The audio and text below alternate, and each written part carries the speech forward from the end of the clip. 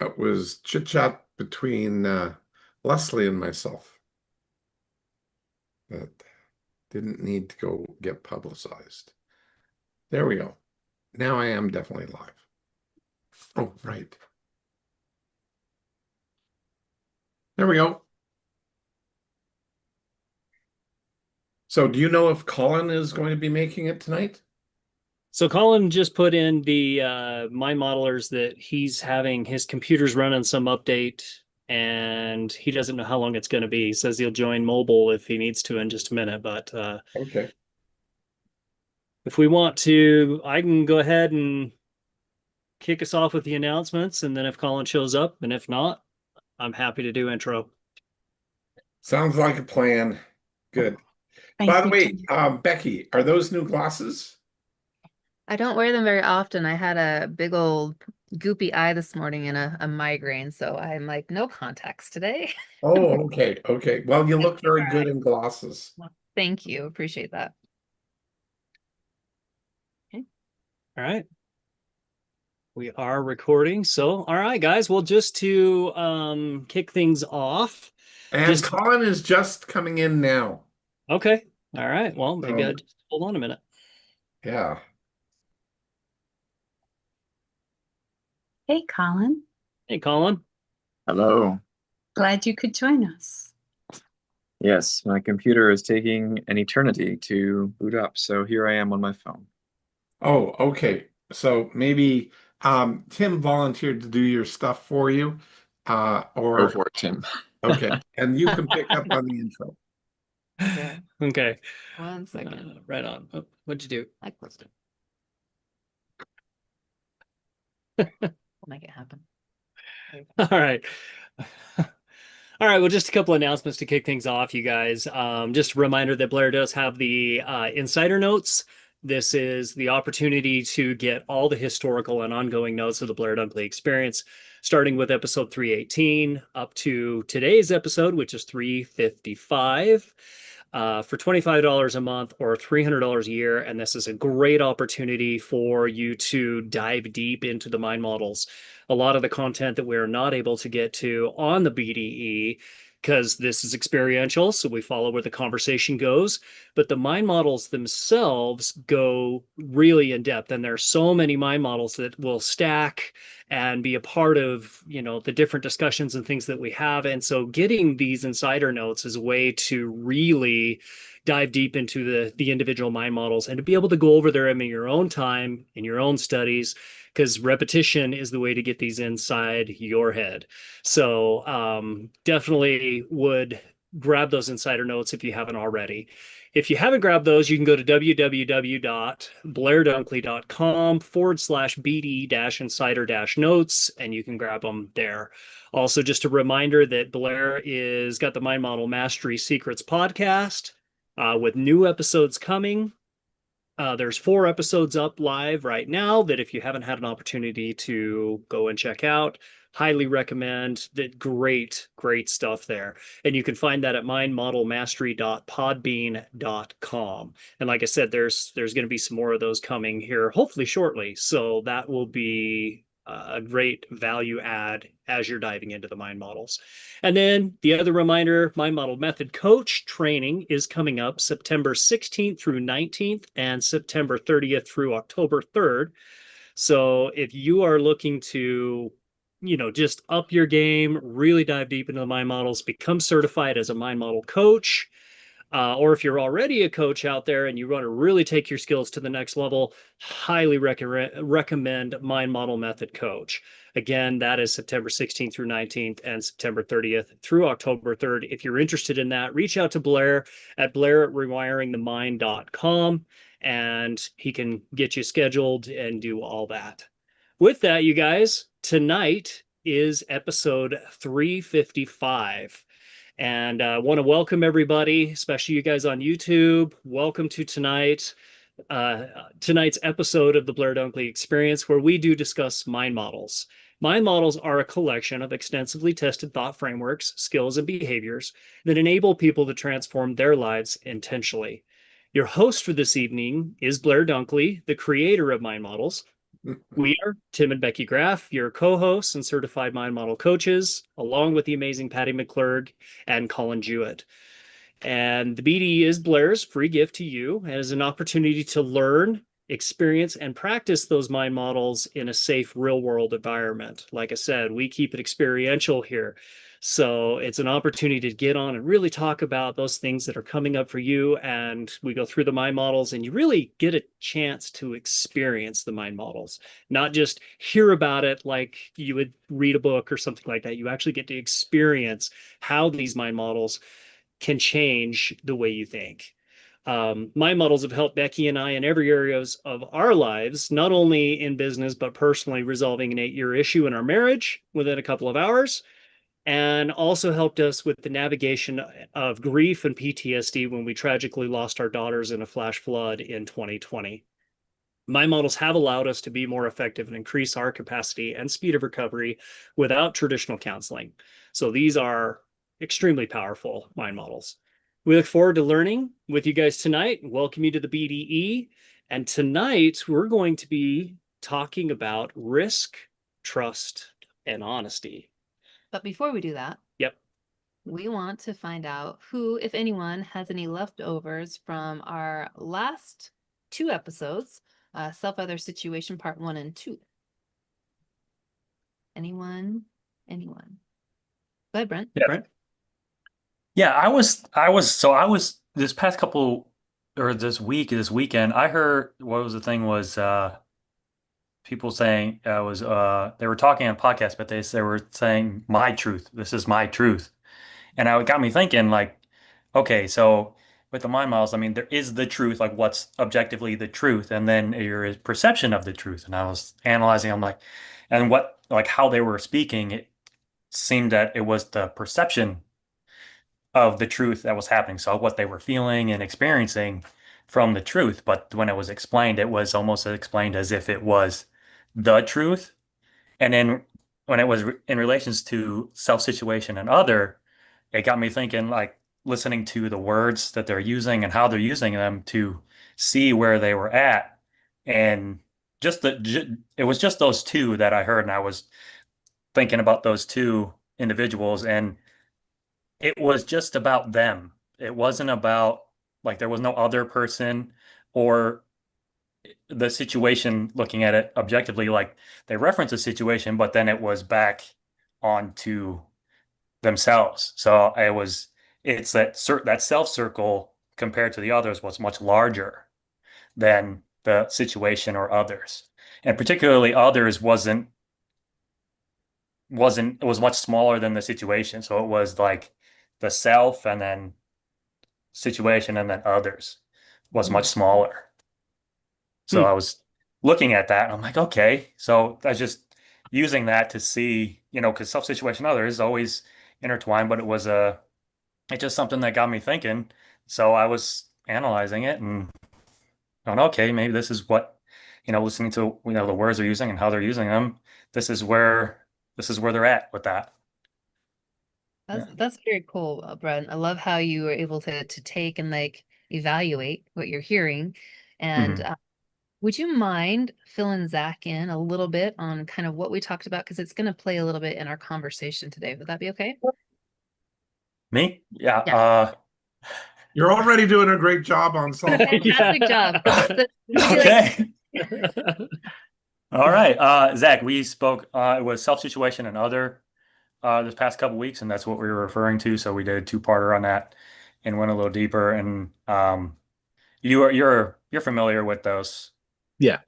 The Venn diagrams, that's what we were referring to. And then what I was referring to was what Blair last week was a diagram he showed, visually based off of language and where people at, like the size of those and where they fit. So if they're off or there's an imbalance somewhere, and where that, how that's working.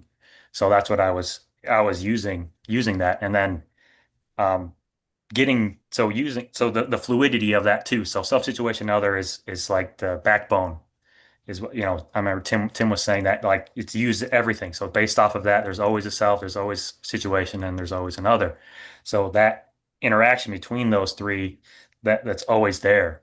And and how fluid was the thing that I recognized was they move all the time. They're moving, but working to get towards that, that perfect Venn diagram situation. So where you're analyzing, working to get towards that. So you're always moving, trying to get, flow towards that to get to that sweet spot where you can see that self other situation, objectively seeing, analyzing that and all that information coming in. Um, and Is that was there, sorry, I popped. You were yeah, doing a good job describing it. I thought I'd give you visual yeah. aid. Is there ever a time where if one of those circles where it would be more effective for one of those circles to be bigger or smaller than the others? Would it be more effective or does it happen? It Would it be absolutely happens. And one of the things that happens is sometimes things line up literally in a straight line, but disconnected. Sometimes they're overlapped like such, like this, but sometimes we wind up like stay-at-home mom. When I've worked with them, their self shrinks down because they're so focused on others. Yeah. Okay. Is there a time where doing something like that could be more effective than keeping them equal? Yes, let's put it this way. Last week I was showing how all of these are sort of always moving, and you know, you tend to focus on different situations, different ways, and they interact constantly in different ways. So The they're not a example, static Venn diagram. It's always moving. I was going to say when you ask the question, Zach, the thought that comes up for me would be like and maybe Patty can speak to this too because I know she has experience in this, but in a situation where you're a first responder, I could see how the other would be, much larger, and that would be, a place where you park yourself, so to speak, as the first responder, and your emotions and your things that of what's going on in the situation, and focusing on the other that needs help. So the other would definitely be a larger circle in that moment with the situation, and then yourself, obviously you've parked, and so it would be kind of a, yeah, more as Blair is showing on the screen type of thing. um that's the example that I was thinking of, that where it would be effective, for one to be, the other specifically in this situation to be larger. Okay. So it's Makes sense. about setting priorities, and sometimes the situation dominates everything, and sometimes it sort of engulfs everything. Hmm. So it depends on the situation. And knowing that these three self-other situations always exist, even when we're by ourselves, because we don't live in isolation without having relationships with others. And that always creates a situation of some type, positive, negative, neutral. It's always there. Okay. I think the power in this too is with the awareness that there's these situation, others, and selves, and that they're constantly in play. Understanding the bounds of those helps you bring yourself back into alignment. So even if you're that first responder, your part of yourself is parked because you can't get your emotions involved, but you're physically invested in the situation or with others. Once that scenario is passed, that situation has been, managed to the degree it needs to, you have the ability to rebalance yourself with it, work through, what you need to from an emotional standpoint, so that you don't walk away from it off kilter and having it color other things in your world, because you have the clarity of who's in what role within the situation, yourself and others, to be able to find that balance. So And if you happen to be out of kilter, you can identify that much more rapidly so that you can see, well, I'm over focusing on myself or I'm under focused on myself and the situation dominated. What do I need to do to take care of myself? So So that's what I was referencing. It's like a reference point, using it Yeah. as a reference. That's why I was And so you want to try and checking. get back to a balanced self situation, self that other situation um relatively quickly as whatever's reasonable. You attempt to do that. And yeah. I have another question, but I don't want to take. No, I know no, you no, guys this is have fine. mentioned. We're still good. You guys have you guys covered this, and I wasn't here. It's my fault. Um, but um, so in the example that Brent was talking about, where the folks were talking about their truths and stuff like that, um, I think it's really neat that we are here and we have the knowledge of this kind of mind model.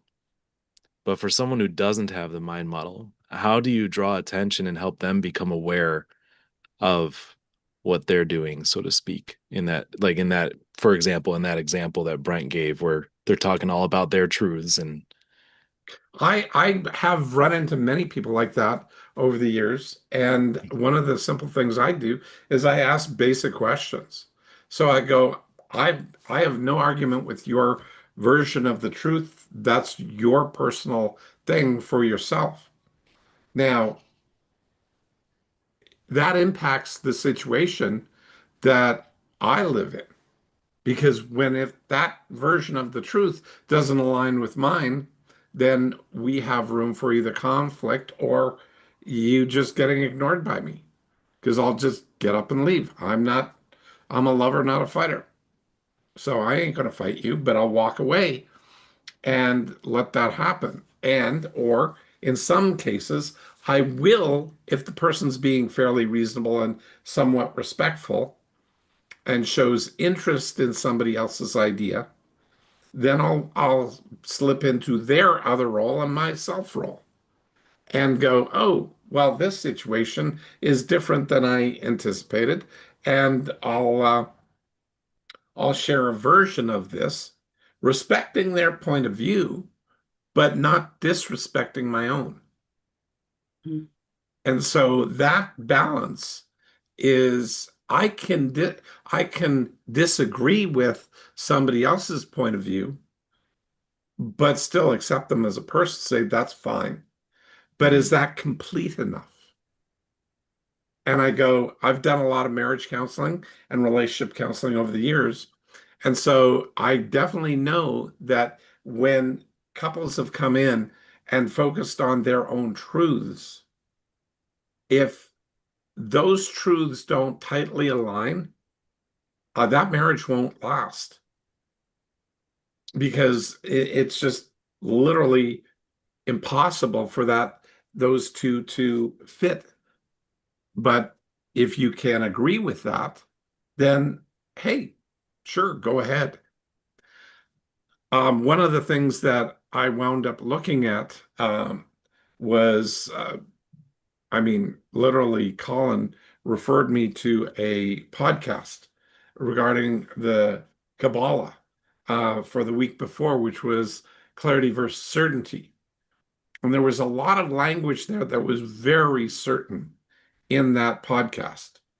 Um, and some people want to buy into that and go, that's it. But as that um, podcast continued on, there was there were statements that broke out of traditional certainty and created cracks in that. Although he was still calling it certainty, it sounded like a clarity type of uh, possibility to get clear, but then he evolved back to certainty, and naming and labeling. And that's great for somebody who can understand their own dichotomy of the definitions in real time. And because you're the speaker of that, or the guy was the speaker of that, I'm sure he understood that and felt the difference of those two meanings of certainty.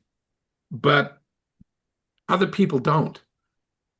And I've seen this in business when I'm coaching people in business a whole lot. They get one person, a leader, has multiple meanings for the same thing. And in fact, I went in, one of my clients bought a $250,000 program out of Japan, and it was all about the 5 whys. And, like you ask why 5 times and you get to root cause. The only problem is that if you actually listen to how the expert from Japan, in this case, who spoke English, actually asked the questions, they weren't actually why questions, they were disguised whats. And so they didn't know about disguised question concepts. So anyway, my client wound up hiring these guys for 3 months, went through the training, did everything. And then 6 months after they left, they had evolved back down to not being able to figure out root cause if their life depended on it, which it sort of did. It was their business. They brought the people back again for another $250,000, and they found that, oh, it lasted almost a year, and then it broke down yet again because nobody bothered to notice that the why question concept was not actually the thing that was there. And what I wound up doing was teaching them how to ask 5 whats instead of 5 whys. And it actually identified root cause consistently when I reinterpreted took the why question concept out of it, which can mean any of the words who, what, when, where, why, or how can mean any of the other ones.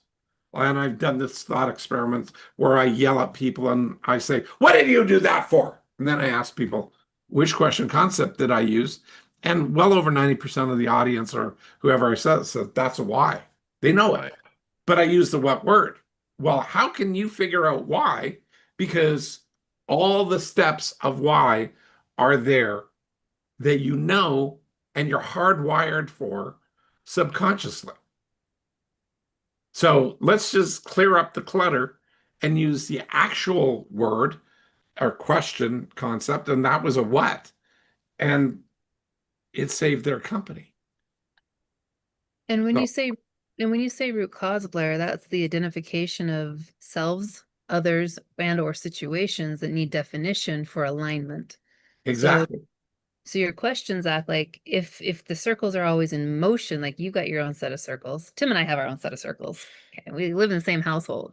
And so we're able to find alignment in situations or with other people or other people based on what Blair's talking about, asking the what questions, like, what do you understand that? Or what might that, what does that mean to you? So you can actually get more information to find out where is the flow at and where are you in that? Or what might you need to do as a self within the situation or others to create change or fluid movement and things like that. Does that help, Zach? Yeah. Okay, cool. And I think, Blair, this is a fantastic segue. Or did you have something else you wanted to say, Zach? No. I'm good. Okay. Yes, it is a fantastic segue because I just brought it up. So tonight's topic is going to piggyback on self-other situation. And the question that what we're going to be discussing tonight is risk, trust, and honesty. Okay, so the question I have is, can you behave risk, trust, and honestly separately? Michael, what do you think? Can you behave risk, trust, and honestly separately?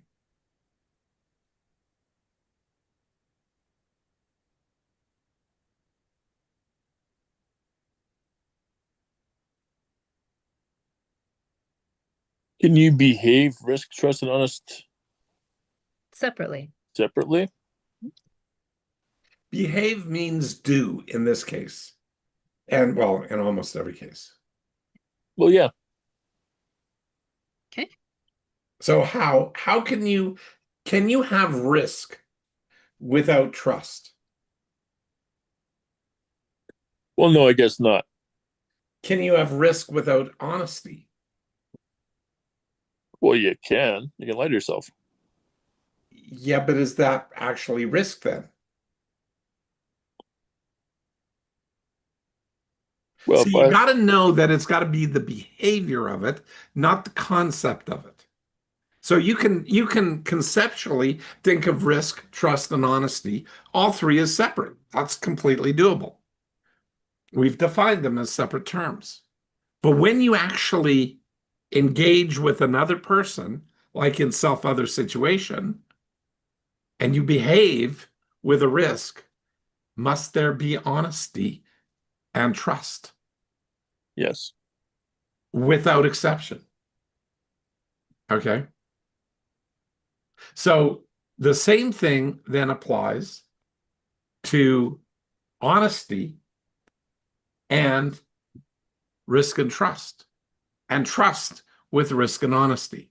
And yeah, you put in there, Zach, maybe two at a time, but I'm not sure. I'm not one for sure. Well, actually, you can't really do even two at a time. All three have to be present simultaneously, because if they're not, the problem is that you are lying to yourself and you're just thinking, oh, well, I'm doing this thing here. I've got risk, trust, and honesty, but all of a sudden it's not what you think it is. So you're warping your triangle and people won't trust you. Okay.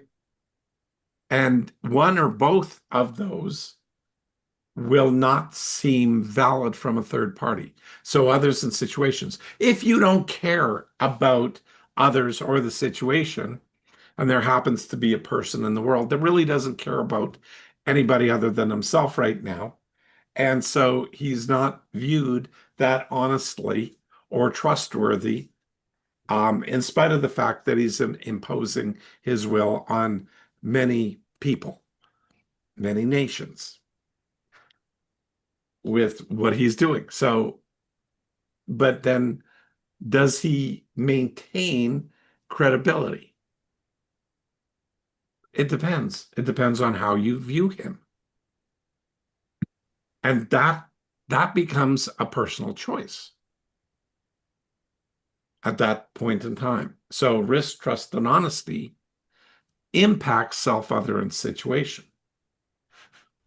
Okay, Becky, take it away if you wish.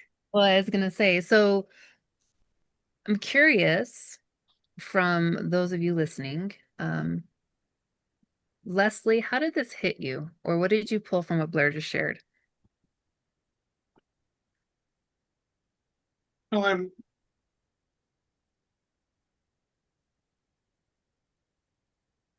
thinking about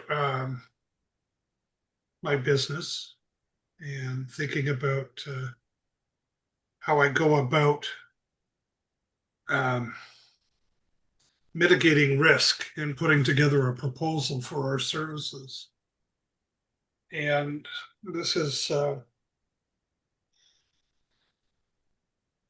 interesting triangle because yeah, if the risk can be a lot, the risk can be a very long line, but by being curious and trying to get more information about a project and working with somebody, trying to define what is really required to be done, what's the end purpose for it. We can make that triangle more harmonious to the price. And the if that trust factor, if I can trust what the person is telling me about what it is that they're looking for or what they are what they really need, then Yeah, if they're being honest, then I can trust them, what they're saying, and that we can get to a end of a successful project. But when they start telling me, well, you'll figure it out, well, it's, I can figure lots of things out. But at this point, you're creating risk, and yeah, the value for my services does nothing but go up. So it's very interesting, you are kind of leading with the word risk. And so risk can be used as a verb or a noun, can't it? You Yes. can hazard, danger, peril, exposure to harm, the degree of danger and harm, exposure to injury or loss, exposure to the chance of injury or loss. And so, risk cost analysis is what I'm hearing you say, Leslie. Like, let's evaluate what the risk might be. So, curious, how does your perception of risk work with self, other, and situation? And I'm actually going to ask you, Zach, Oh no. if you don't mind. It's all right, yeah. So it's a really interesting question for me because it's risk is inherent, in any business. And my business has a lot to do with trading, and of course there's risk in trading. So it's kind of a and then I'm a single dad who has been in the dating realm for far too long, and so there's a lot of risk with relationships. So when I think about risk, I mean, I just gave you three situations where others are involved as well as myself, right? So it's kind of, I mean, it's interesting, and because even if we use like Leslie's example or in a business context, if I'm looking to sell my program, um, it's interesting because the other person, they might be looking at it, hey, this is an investment, it's a risk. The investment is the risk. But I'm looking at it from my self circle is there's also risk with letting you in. If you're not going to follow the process or the system, that can affect my business and my reputation. And so there's kind of the triangles everywhere. So Well, you guys are focusing on risk as that yeah, one thing, but it's actually trust that is the variable. But you're see, society interesting. Yeah. usually cloaks risk the way that you guys do in terms of business. But if you don't look at how trustworthy and honest those people are in that given situation,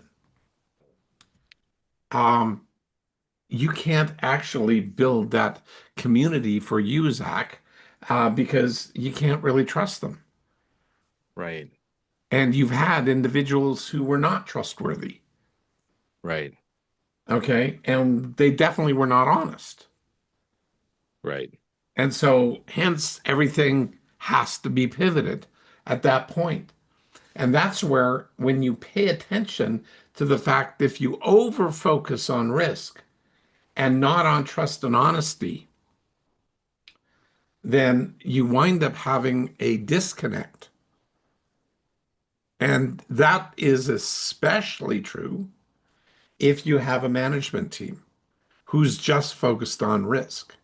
And what you wind up getting is a management team that over focuses on risk is a lot of risky behavior because people can make big wins with that, but then nobody trusts the other parties that they're working with because they don't find that they're particularly honest. They'll say what they have to say to make things work. So when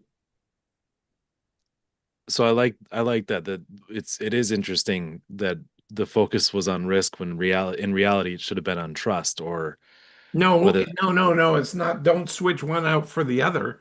It's all okay, three. got it. If you over focus on, see, again, this is another thing that, like in particular, you cannot behave without risk, trust, and honesty happening. But it's fair to say that you can over focus on one, Yes, like the circles with self situation and other, where one kind of it blows up and it overtakes the other two. If you're focused on risk and you don't see the trust and the honesty in there as well, it's kind of like that circle blowing up, that risk circle, if you will, line, and overtaking the other two. You're essentially end up smushing. The other situation are now hyper expanded. correct. See, but now all of a sudden what you're doing is doing one of the things that we'll do a little later on. Um, how Well, I was gonna suggest in a similar fashion, like what does it look like when someone they lack trust, right? Because they've been burned or um or I don't know. They're having a hard time trusting someone. It doesn't have to be a business context. It could even be in relationships, or it could be, just general lack of trust for people, skepticism and whatnot. What does that look like? So well, trust would be tiny. let's put it By okay. the way, Blair, I'm very impressed that you're using Canva. This is awesome. Okay, well, there you go. I'm so glad. So let's just assume that trust here is a 5.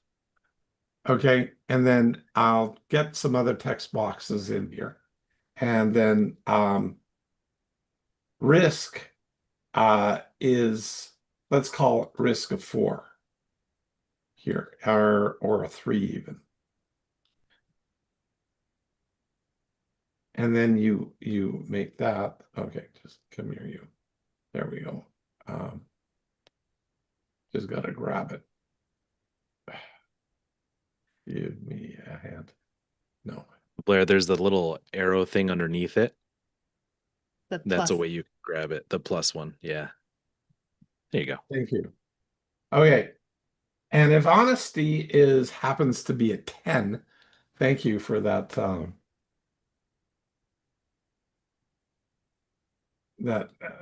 bit of information there. Okay. Then one of the things that happens is we have, if that's a 10, let's put that sort of here, drop this down here. And that's a 3. Well, this triangle collapses. And there's no triangle because it all collapses. So what happens with the relationship in that scenario when everything starts collapsing?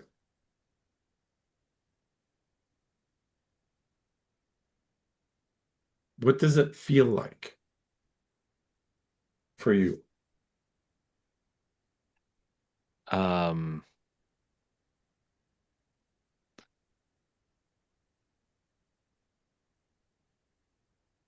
I'm not sure. I guess it would feel like stuck or kind of not a lot of hope. Well, take a look at any one of your dates that you were dating. And you were saying I'm assuming that you date from time to time. And then you look at this and you start off having risk, trust, and honesty perceived to be a 5, 5, 5, 6, 6, 6, 10, 10, 10, whatever it is. But then as things evolve, people start sharing what they are willing to share and or not share. And all of a sudden, they call it true colors start showing through. Mm-hmm. And at that point, what happens to the relationship? I mean, it's over. It's over. Yeah. And you don't feel that the person is willing to risk to find out. No questioning is happening, and the honesty is starting to evaporate, and so does the trust. Well, the entire triangle needs to stay a triangle for a relationship to work. And I'm not talking about a manger et trois or whatever they, not manger, but you know what I mean. A threesome. Yeah, whatever. Thanks for clarifying. That's what I was thinking you were thinking. I'm just kidding. Okay, so it's got to be, these three have to be in some kind of functional balance. And it becomes an equilateral triangle where this would actually show up more like this. So it's balanced where all three arms are approximately the same length. Blair, can you describe what, so the triangle you had before that, well, not a triangle, the collapsed shape that you had before, Yep. where it was 10 and 5 and 3, Yep. what would that look like in terms of behaviors, or what's a example of that? Well, first things first that generally happen is people start like with the wrist being three back then when it's collapsed. Hmm. So let's just put these here, risk, trust, and honesty Yeah. here, and go, okay, so those things are there. When that starts happening, what happens is people pull into themselves. So you can watch this happen with self-other situation, and all of a sudden, the person who perceives or is being perceived as a three risk or perceives themselves as only risking a three. What happens here is they're going to their perception of the situation. And everybody, both parties in this case, pull into themselves.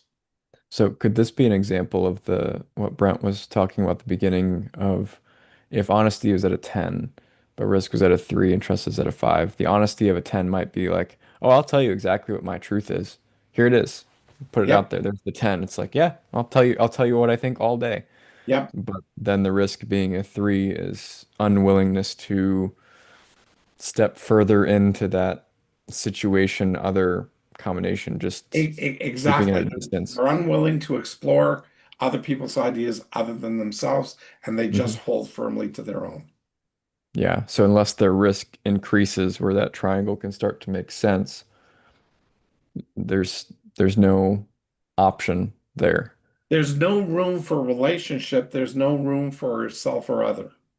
Yeah. Or sorry, other or situation. Yeah, I gotcha. Yeah. So others and situations collapse. Got it. Thank you. Okay? Hey Blair, this is also seems it's I mean, there's other mind models involved as well, but it's something that Okay.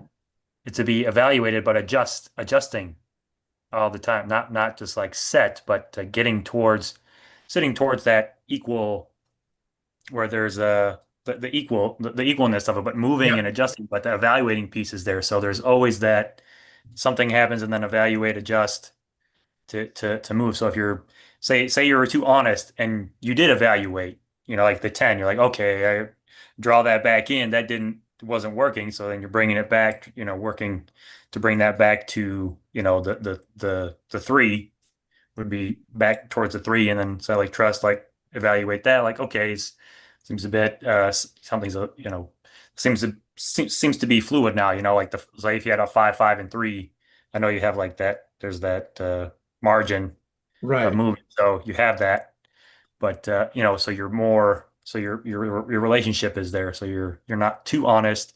So you're not perceived as just, it's all about me and I just say whatever, don't care about you. It's like, oh, okay, I'll bring that back in. That didn't work.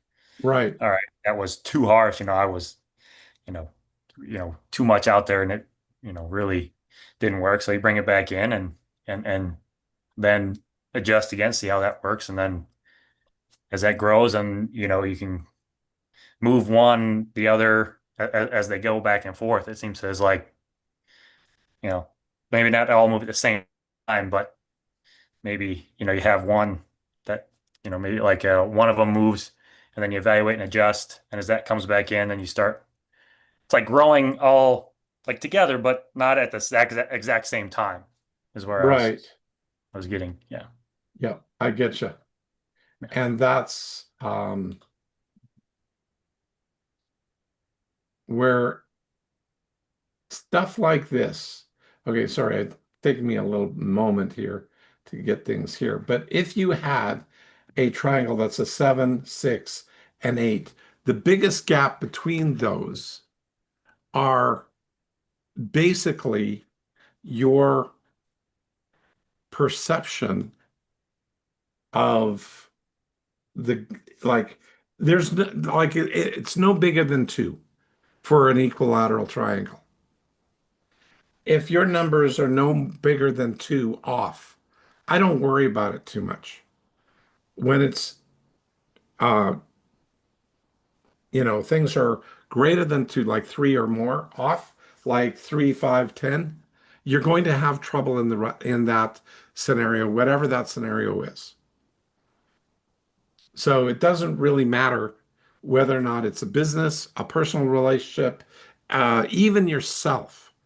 Because sometimes, I don't know about you, but do you trust yourself enough in a given scenario? Are you going to keep promises to yourself, or do you lie to yourself and just tell yourself, oh, I'll do that, and then you don't?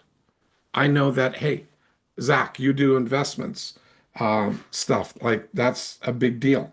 And that's going to be a big deal for a lot of people out there where they lie to themselves because they don't have to have face their own criticism because they won't criticize themselves or technically evaluate themselves. Either that or they beat the shit out of themselves because they just judge themselves left, right, and center. Yeah. Okay. So are they being honest with themselves the way they need to be honest? And that is with externally verifiable data, not with, oh, I feel like I'm honest. That's not even barely honesty. That's a perception of honesty. It's not externally verifiable. Hmm. I know when I'm honest is when I keep my word to myself and others. And, pardon me, it's taken me a long time to get to the point where I am sometimes 1 or 2, like out of 10. I'm still less effective dealing with my own honesty when it's for me than I am with others. Okay. And do I trust myself the way that am I trustworthy? Absolutely. And so long as it's focused on a behavior towards others, I'm completely trustworthy. But am I fully trustworthy with myself? In other words, when I'm not feeling well, will I take myself in and get myself checked out? Or given the same scenario with somebody else, would I tell them to get their ass in there and I'll drive you? The exact same scenario. Would I actually be that kind of take that risk and trust of myself to keep myself that honest? And I go, no, not quite. But I'm way better than I used to be. That's one of the things I know for real. I don't let it slide like it used to. And, lots of things are changing in my life, and I had to change my wake up schedule so I can manage myself differently. And that's huge. And I didn't want to change my risk, trust, or honesty until I trusted myself to be able to actually execute a change in my behavior for me, just me, not based on somebody else, just me. That's not an easy thing to do, at least not for me, it has been. Okay, so I'm throwing it back to you, Becky. Sorry, I've been No, you're great. So, and we talked about this before. I appreciate this, Blair, because sometimes we smush these. Like we don't look at it as the whole, right? The influx lines and how we behave with ourselves and with others. And so just real quick, I want to read a couple of things as far as like definition-y stuff. Because again, trust, like risk, can be used as a verb. Okay, so how or process, or a noun, which is like the what or content. So trust can be confident expectation of something or hope, the obligation or responsibility imposed on a person in whom confidence or authority is placed, a reliance or resting of the mind on the integrity, truthfulness, justice, friendship, or other sound principles of another person. You can trust to go somewhere or do something without fear of consequence. So really, in summary, trust and assurance, confidence imply the feelings of security. Trust implies instinctive, unquestioning belief in and reliance upon something, like to trust your parents. And so just think about it. When you think about the concept of trust, just internally, maybe write it down somewhere, like where would you place your trust in yourself? And does it change based on situation or others that you're with? Okay. Because these are the things that Blair's talking about with himself. Blair, thank you so much for sharing that. Is sometimes we're the best friend to our other people, but we fail to be that to ourselves. Correct. We don't treat ourselves with the same level of care and concern that we would other people. And so this is an opportunity for us to kind of take that inward glance and ask the questions, how honest am I with myself? How much risk am I willing to take, or do I perceive that I'm taking in any given situation or with other people? And is there, is there a level of honesty, hard or otherwise, that we might need to kind of face up to be more effective in our worlds? And honesty is fairness, candor, truth, frank sincerity, upright conduct, and actual conformity to justice and moral rectitude, truthfulness, sincerity, or frankness. So all of these things can be, as Blair said, externally verified versus the opinion, I feel like I'm being honest, but are you really being honest? And that's a tricky one, being honest with yourself.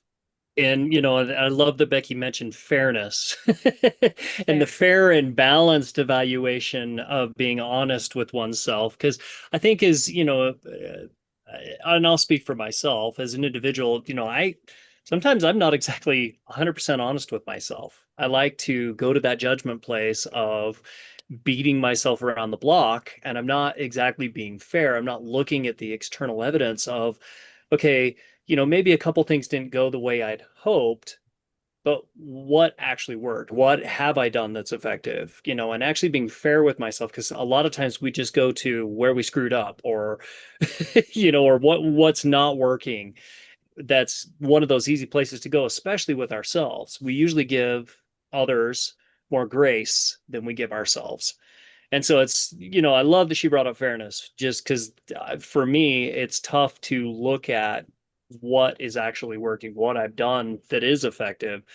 I just automatically go a lot of times to judgment and start kicking myself around the block. And so it's just about that fair and balanced evaluation and being honest with oneself. And this brings in like, just trust yourself. Anybody ever tell yourself to just trust yourself? You can do this. I know I have. Come on, you can do this. And so really, like, what is the difference between trust and confidence? Brent, you look like you're pensively in thought. We said trust and confidence, and I was like, well, so the others, uh, others, saying your effective use of skills, attitudes, behaviors. So, and if there's confidence, but your trust, I don't see that. Like with confidence, if you have high trust in yourself, there you would have more. If it was more self-confidence than you would if you have the risk, trust, honesty. If that was related, you could have high trust and it not be in balance, but have high confidence level because you don't have the self-confidence, but there's confidence in there, so that you're trusting in that outside of yourself. So you're putting on, and not like a true trust. You're not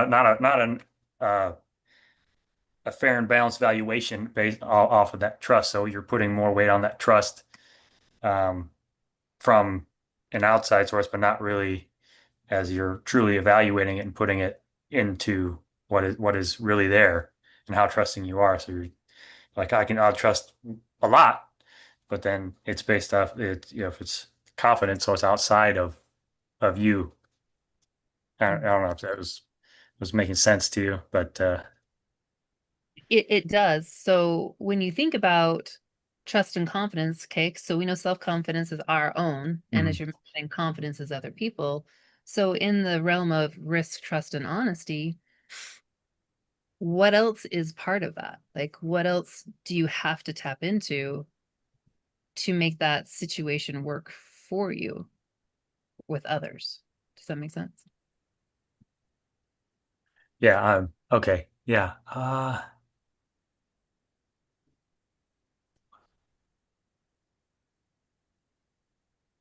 Well, it'd be curiosity for one. You got to be curious to look at in clarity. You know, you're searching for what is true to evaluate, to be asked the questions and uh what is going on, what is happening, so you can get actual data and truth and what's going on. When you And ask the question, what's yeah, going on? Where are you? What are you being at that moment? What's going on? What goes on in your head? well, let's say I'm curious. I'm looking for Exactly. And yeah. so curiosity is again an underpinning. Mhm. And being curious to find out, am I just being confident because I'm bolstered by others? Or am I evaluating myself fairly? Am I curious enough to find out what the truth is there? And not just my truth, but how somebody else sees me as well. When you can get in life skills coach training, one of the things that we did is we did a whole lot of feedback. Everybody got feedback from everybody else, but you got to give yourself feedback first before you got it from everybody else. And that feedback gave you the chance to test, am I viewing myself as others would view me? Or is it vastly different? When it's vastly different, that's a problem. When it's not vastly different and you're in alignment, well, guess what happens? Your way of thinking tends to translate very well to other people's ways of thinking. Therefore, in self-other situation, you have a tendency to get into that sweet spot again easily. Much more easily. Therefore, influence goes up in both self and situation, or other in situation, and because you're in alignment. And the level of honesty is playing within all of that. You've got to be honest with yourself. You have to trust that they're being honest with you. Yep. So that underpinning, curiosity and honesty as well. Shannon, you came on camera. I was curious. Did you have something you'd like to contribute? I just thought your question, what is the difference between trust and confidence, is really interesting. And I couldn't think of anything profound to say, but I was like, maybe if I start talking, it'll like come out. But when I heard you say it, I heard it was really interesting to listen to what's been said on that so far, because I heard it as what is the difference between trust and self-confidence. So I was reading that one from that perspective in my own head, because I was like, okay, the ingredients for self-confidence are, self-identified, effective skills, attitudes, and behaviors. So what can I externally verify that I know about myself? And then I was thinking about that as more of an external point of view. And then looking at trust from more of an internal filter, like that goes down into some of the more finer points of things that we may not necessarily see in bulk out and about, but that we have to kind of fine tune to get to, because the results of trust you can see in your self-confidence, but it has to start inside before it can come outside. So I was looking at both of those as being kind of two sides of the same coin. And that's how I didn't hear it from like confidence versus self-confidence and being the other people side of it. So it was just interesting how that one flew into my head. But thinking about what would make a good recipe for trust, because I can feel it when I don't have it for something, like acutely. In my most recent situation, months, I mean, this surgical process has been months to get to where I am now. But very early on, I did not have the necessary trust to go forward with this with my doctor, because she's been asking me to do this for 2 years and I keep telling her no. And the risk went up because symptoms increased and pulled my attention. But the trust and the honesty were so low. There was a particular issue that she would not be clear on. And so using my skills, her bumping up the honesty bumped up my trust. And that started to help balance things out. But I was not ready to do anything actionable until she was ready to be more honest with me. And because the risk is so high. But looking at, there's been so many different points in terms of self-trust, because you were saying, the question of trust and confidence, that relationship with self, benefits equally from from the honesty and evaluating what the risks are involved in certain parts of just you and you inside. So I just thought it was a great question, and it stirred my mental pot a little bit. I appreciate your share, Shannon. That was a beautiful mental pot share. You like your mental pots. That was wonderful. Thank you. Patty, you also look like you were thinking. Is there something you'd like to add on this? Did you say, were you talking to me or Patty? I thought I heard Patty. Okay. Oh, He was me. asking Patty. Okay, I did not hear my name.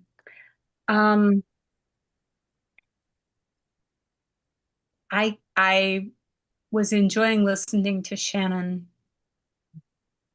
talk about the journey to this particular surgery, because I was part of that journey too. And to examine that process through the risk trust honesty triangle, really enlightening. I was also thinking back to entering, like Zach brought up, individual dating relationships, but when you're entering a group, like a new large group for whatever reason, this triangle, too much honesty, too much risk and not enough trust collapses the triangle too, to like that concept of oversharing, people who overshare. Oversharing takes a measure of significant risk, but if there's no trust to underpin that, everything collapses. And the perception of others is that you're not really honest. They don't know how to trust you with all of the things that you're sharing. That, the overshare does more to decrease trust in both self and other, because the risk, it doesn't add up. I really value putting numbers on the triangles. I think that quantifies what might not be able to be perceived without quantifying them with numbers. So I think that the numbers and seeing, am I 1 or 2 points off, or am I in trouble here? Am I, and I look back at the things in my life that haven't worked, and I can begin to put numbers to those and realize, oh my gosh, this is the reason. The collapsed triangle is the reason, whether I've collapsed the triangle with myself, or I've collapsed it for somebody else, you know, in terms of a relational thing as opposed to an internal thing. So this is an extremely valuable tool to apply in different situations. So that's it. Well said, Patty. Thank you. Did you? I just had that just sparked a thought for me. Would it be fair to say, this is, I guess, the collective group, or maybe just to Blair, is it fair to say that you'd want to evaluate one's risk, trust, and honesty with self before taking you have self, situation, other, you have those three. It would be fair to say you want to look at your risk within that self circle first, your risk, trust, and honesty with yourself, so that then your self circle can then branch out to others and their circles. And then the situations. I guess what I'm seeing here is, I think it was Brent last week that was talking about the marbles, spinning. Now I'm like, I got like 6 of them going like this. Or okay, maybe it was Exactly. Becky. I've got like this going on now, and I'm thinking, they're self, situation, other, and risk, trust, honesty, all intermingling. You have different situations where, it's, to your point, Patty, it's not, you don't go and like just blah to somebody with, just honesty, honesty, honesty, honesty. It's situational with another. So I'm just thinking like how they all intermix and interplay. And it would be fair to say that as an entry point, if you will, looking at your own risk, trust, honesty within self, so that then it can play with others and their circles in the situation. Anyway, that's what my head was. As you were talking, one of the things that popped into my head, um, you know, there's lots of stories where two people meet in a bar they've never met before. They sit down, they share a drink or two or three, and one party or the other party starts just telling them all about themselves. Mhm. And it's sort of interesting when we take a look at self other situation, they have all these separate situations that they're dumping into self and other. And because they don't have any ongoing situation really between them, honesty is huge and risk is just out of the park, like 10 and 10. But they don't need to trust. So trust can be like a 1 or a 0.5 even, because all they're doing is dumping, but that's because there's no ongoing situation to destroy. And they part and they never see each other again. It's very therapeutic, or it can be under the right circumstances. And you hear lots of stories of that occurring, at least I have. So So go ahead. So it seems like the person has to have trust sufficiently enough to be in the presence of the other person or in the situation to be able to do that. So that sliding, the shrinking and expansion based on situation. Well, exactly. But the trust actually is they sense that that person doesn't know them and they're not going to be part of their life. So I can tell you all my deepest, darkest secrets because it's never going to come back to any situation that is part of my life. So there's no risk in sharing at all. Not much, but they are risking actually being honest with themselves. Fair. And that type of situation is rare, but when it happens, it works very well. But then it doesn't continue on either. It's just come and gone. Interesting. Yeah. Blair, I'm thinking that this risk, trust, honesty evaluation, or can be used as part of fair and balanced evaluation, so that if you're in a relationship and you're not getting the results that you are looking for, or you're not being received, the responses that you're getting are not what they don't match your expectations. That going back and looking at this, like I said, putting numbers to it makes it externally verifiable that what's going on inside of you is not aligning with other in situation in a way that's going to produce the desired result. Yep, absolutely. So that's interesting to me. Cool. I think we need to transition here, That's- though, Yep, I think so too. in terms of wrap up. But Becky, we're working on three of those questions. Yes, I was actually going to pop them in the chat Oh, just for people to okay. write down food for thought. Take them with you because it fits very well, Patty, with what you just shared. And then Colin, are you good to do wrap up? Sure thing. Yeah. So the questions are just real quick. Who or what are you trusting? So what are you risking and who are you being honest with? With whom? Self, other, situation. So take those with you over the weekend, if you will, and ponder on it, noodle on it, and see what shakes out so that when we come back next week, we'll check in with leftovers and see what you guys discovered. And with that, Colin, go for it.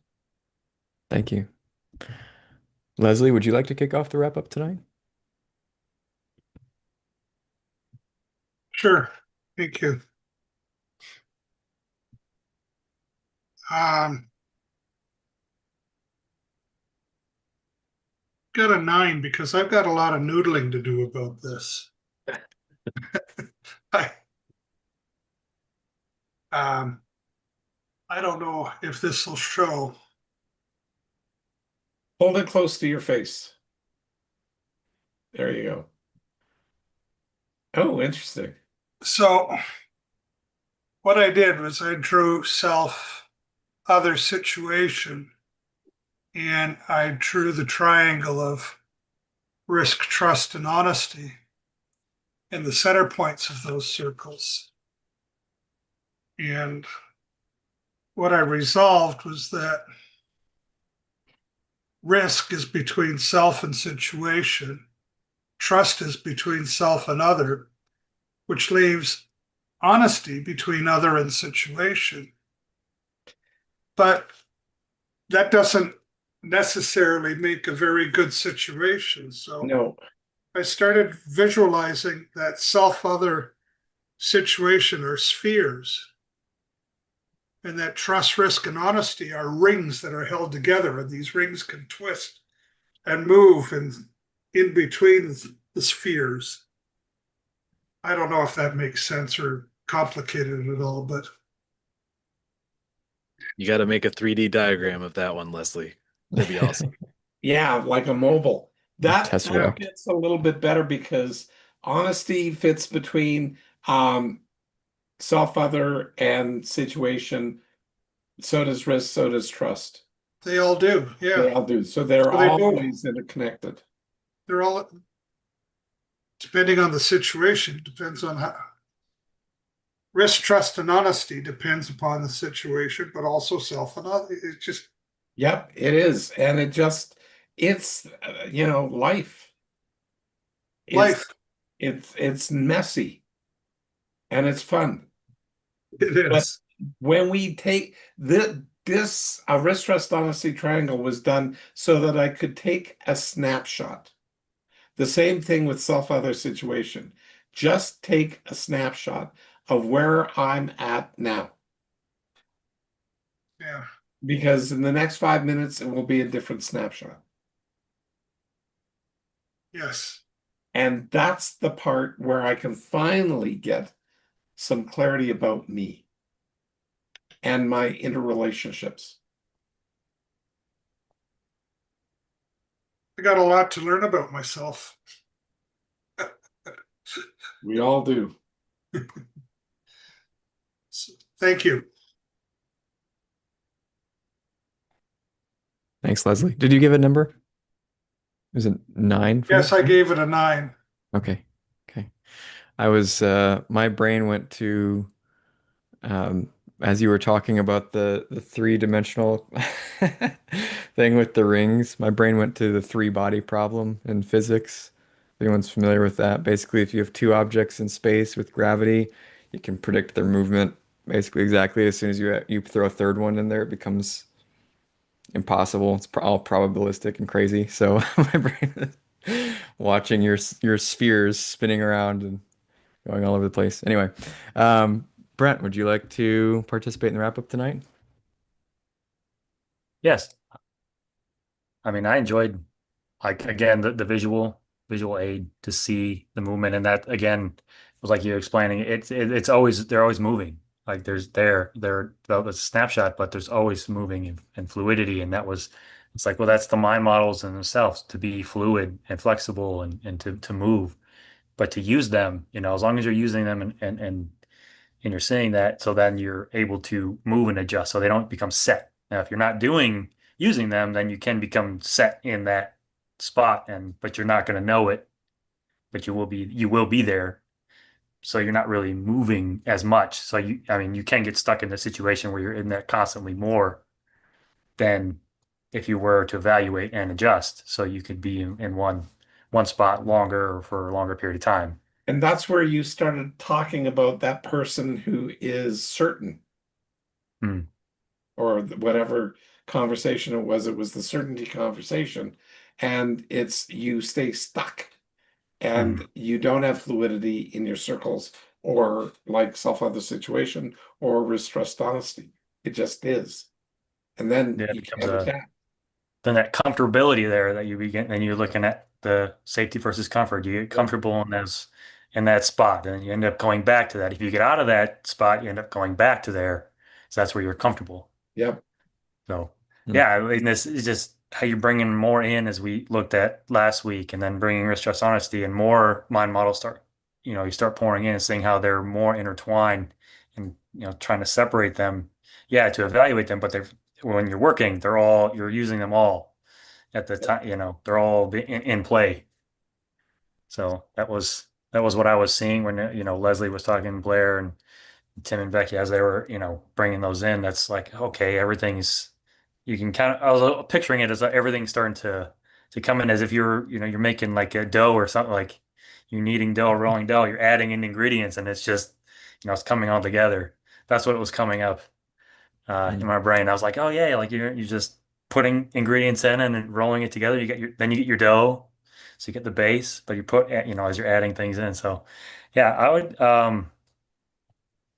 I give today a 9 for me. Yeah, Thank like you, Brent.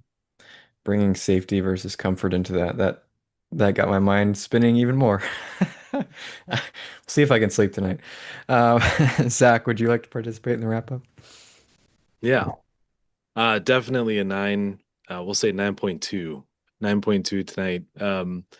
It was very effective. I mean, a nice refresher. I've not heard of, this is the first time I've heard self-other situation moving and resizing, and then how they interact with the risk trust honesty triangle. This is all new to me, so there's a lot to learn, and I have to noodle over it too, Leslie. So, but I think it was highly effective, and I'm very happy to be back on here on Tuesday. So Glad to have you, Zach. Thank you. Michael, would you like to participate in the wrap up tonight? Yeah. Uh, well, going off of what Zach just said, I'm gonna have to give it a 9.275.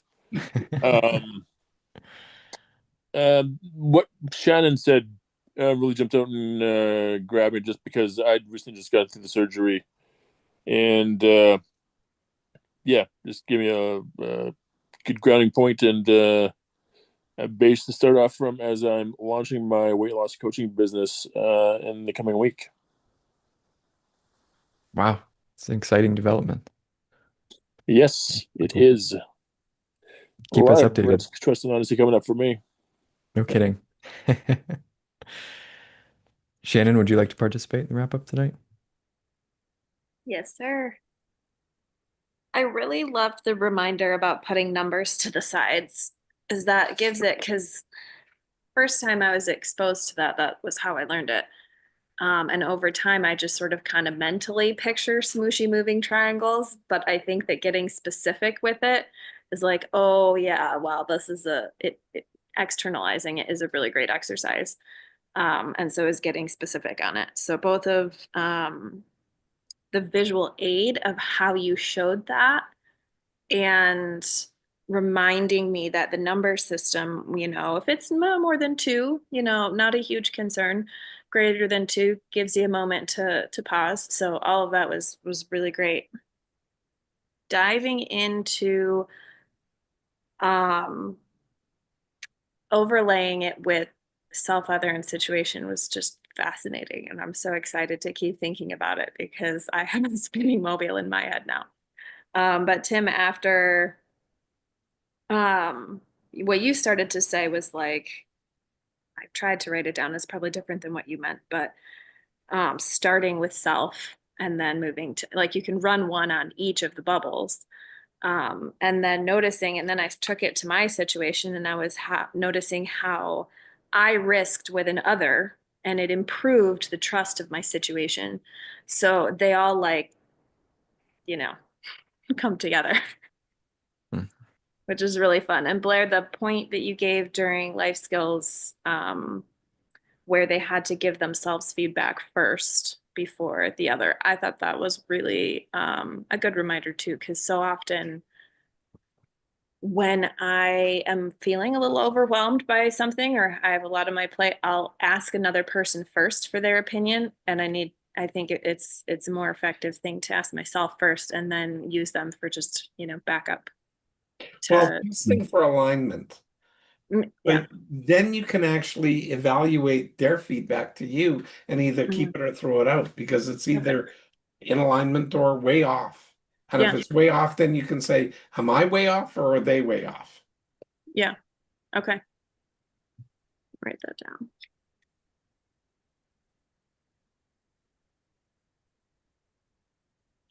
So lots of really, the three questions at the end too, I'm really looking forward to pondering those over the coming week. And this is one I know that you probably got through everything you wanted to talk about, but I wouldn't hate talking about this one again another week just because there are so many facets to it. It's like, wait, wait, wait. And I was looking forward, this is one of my favorite mind models. So I was looking forward to this particular one for quite some time because it isn't one we've talked about for a while. So that's a 9.5 for me tonight.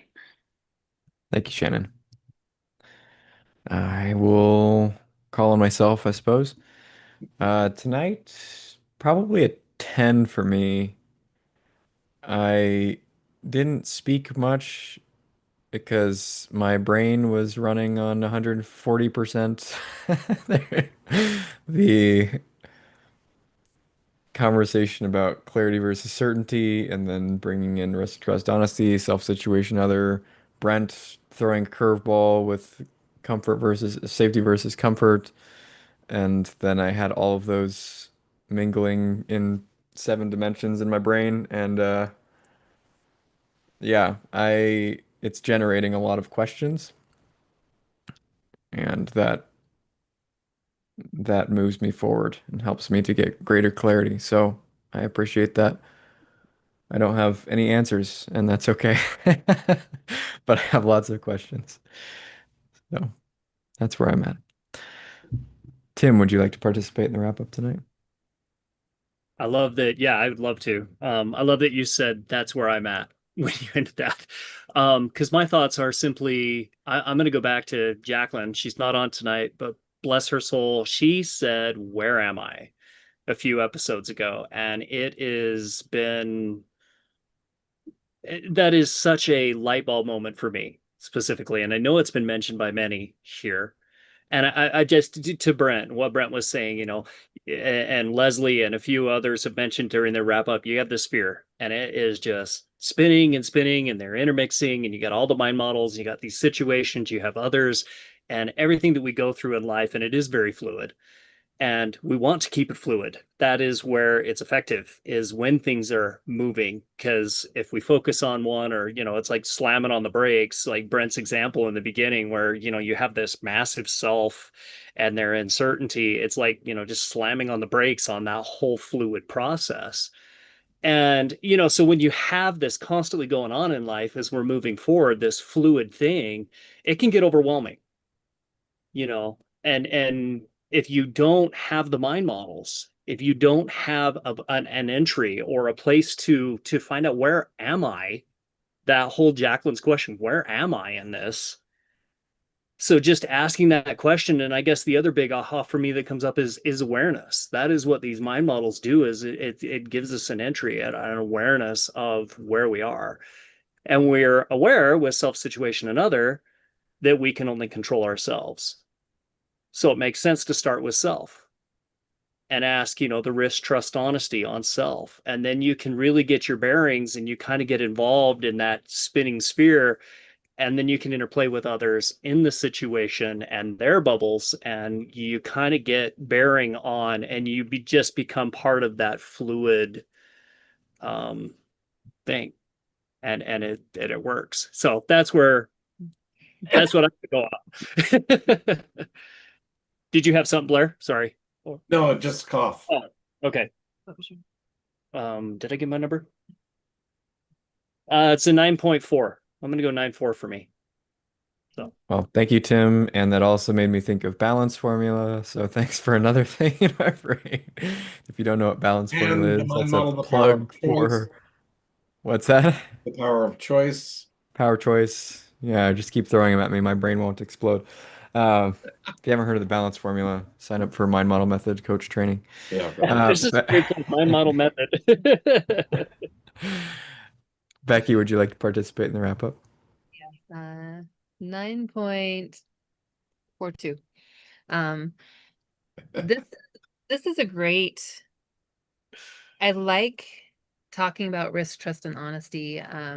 There's a lot of fantastic points that were made today, and I find for myself that I do very much assess through the lens of risk, trust, and honesty before I engage, depending on what it is. And so the fluidity and how these work together, as Tim's was talking, I typed in the chat, haha, 10-car pileups aren't great because it equals overwhelm.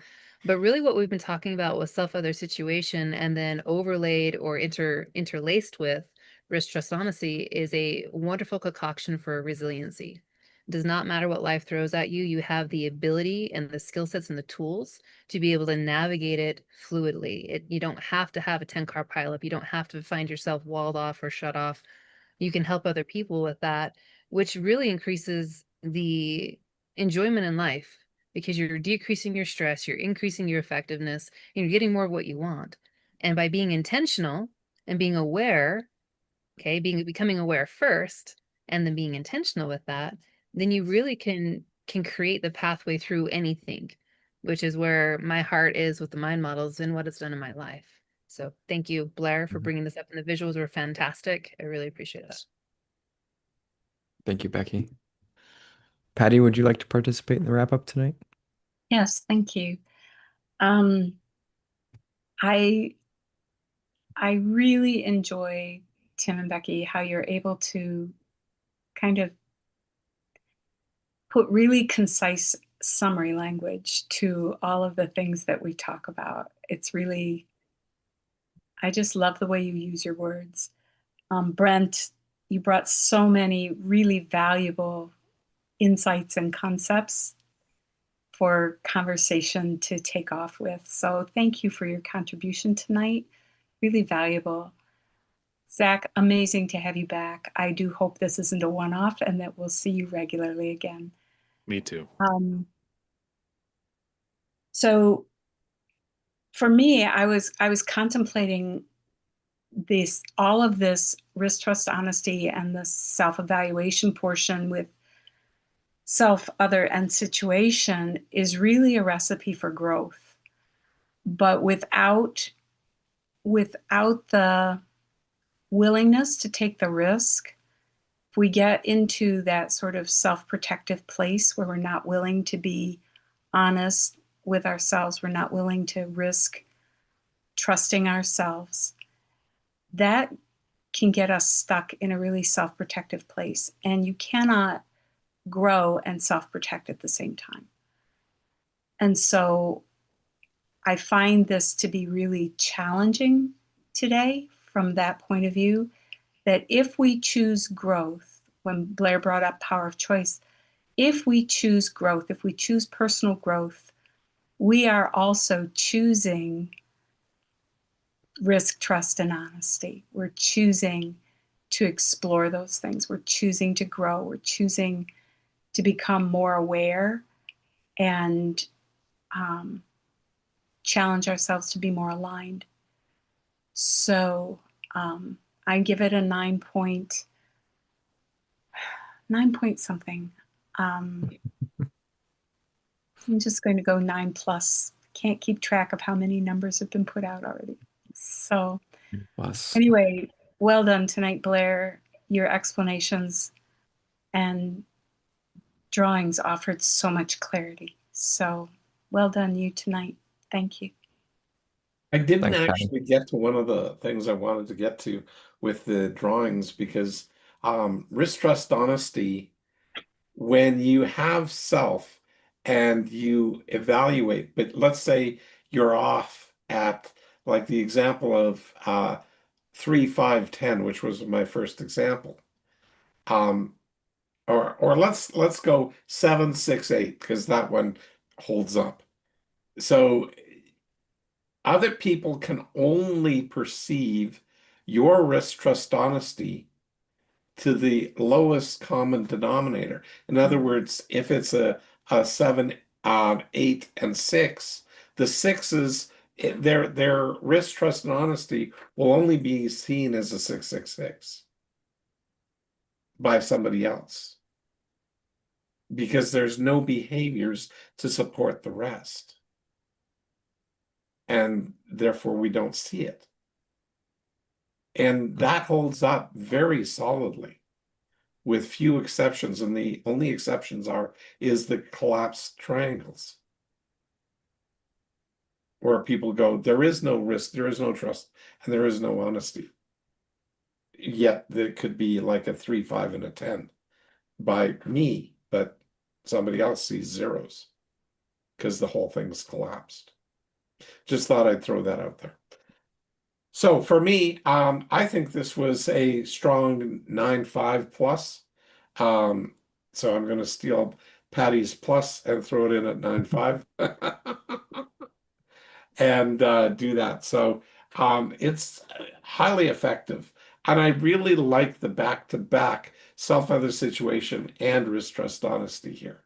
I think that's been extremely useful. So anyway, and Zach, it's great that you came on and I was able to do the self-other situation quick review, and then we dove into the deep end on risk, trust, honesty. So well done. With that, Thank you. yep. Becky? Yeah. All right, you guys. May I ask a quick question real quick, Blair? Because Sure. I'm super curious now. You mentioned, others perceive that lowest. Is it the same with self? Like No, self it does no, because we can lie to ourselves. We're internal. It can't be externally verified with self I just because wondered it's if we would internal. behave to if our numbers were off, if we behave to the lowest as well. No, we don't behave to the lowest. We are perceived. See, we can do lots of things. Like let's say the honesty is an 8, but the trust is just a 6. Your behavior of being honest will be only viewed at a 6 by somebody else. Okay, even if you try to be more honest, but the risk doesn't appear to be more because you're not increasing the trust. But Shannon's thing of saying, oh, when I took more risk and more trust, the honesty increased. In other words, she shifted and the other person responded. But if you're just stating what you're stating, there is no response of the other person, such as the person who was saying, "Oh, this is my truth."